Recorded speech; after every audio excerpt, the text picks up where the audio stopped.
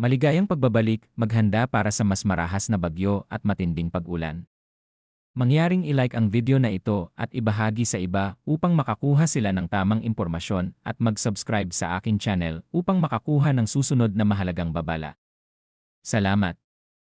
Magandang araw mga kaibigan, narito ang inyong 24 oras na public weather forecast para sa February 25, 2026. Ihanda na ang inyong payong at plano sa araw dahil may ilang lugar na maaaring makaranas ng biglaang pag-ulan at thunderstorm manatili hanggang dulo dahil babanggitin natin ang kondisyon sa buong bansa pati ang hangin dagat at iba pang mahalagang detalye. Sa kabuuan ng bansa, ang pangunahing weather system ay ang easterlies o hangin mula sa silangan na nagdadala ng mainit at mahalumigmig na hangin papasok ng Pilipinas dahil dito ang Metro Manila at ang buong bansa ay makakaranas ng bahagyang maulap hanggang maulap na kalangitan na may kalat-kalat na pag-ulan o thunderstorms. Sa umaga maaaring makaranas ng maaraw na panahon sa ilang lugar, ngunit habang tumatagal ang araw, lalo na sa hapon hanggang gabi posibleng magkaroon ng localized thunderstorms. Ito ay karaniwang may kasamang malakas na buhos ng ulan, pagkulog at pagkidlat na maaaring magdulot ng pansamantalang pagbaha sa mabababang lugar at pagguho ng lupa sa mga bulubundukin, kaya pinapayuhan ang lahat na maging alerto, lalo na kung kayo ay nasa mga flood-prone o landslide-prone areas.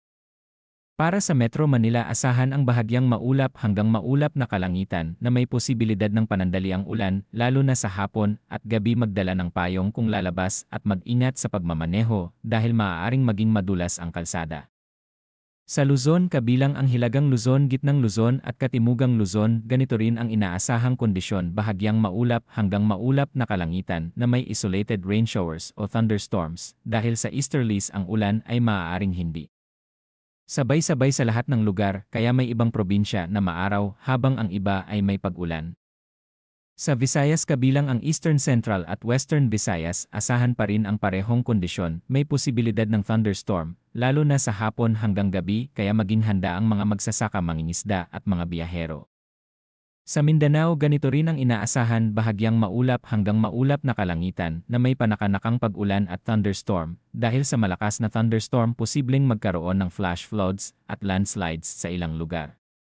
Pagdating sa hangin at kondisyon ng dagat, sa hilaga at silangang bahagi ng bansa ang hangin ay katamtaman mula silangan hanggang hilagang silangan at ang karagatan ay katamtaman. Ang alon, pinapayuhan ang maliliit na sasakyang pandagat na mag-ingat.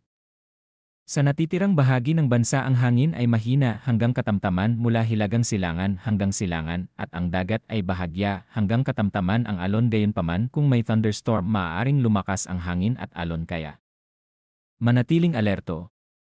Para sa nakaraang 24 oras, ang pinakamababang temperatura ay nasa bandang 23 degree sa madaling araw habang ang pinakamataas ay umabot sa bandang 30 degree sa hapon. Ang humidity ay mula 60 hanggang 80%.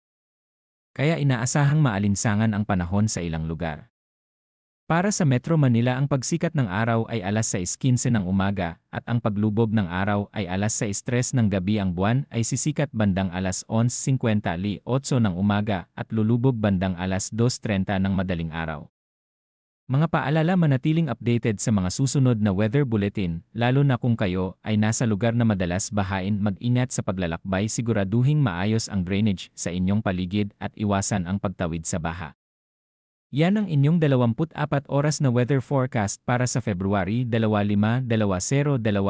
Maraming salamat sa panonood at huwag kalimutang bumalik para sa susunod pang weather updates. Ingat po ang lahat at magkaroon ng ligtas at maayos na araw.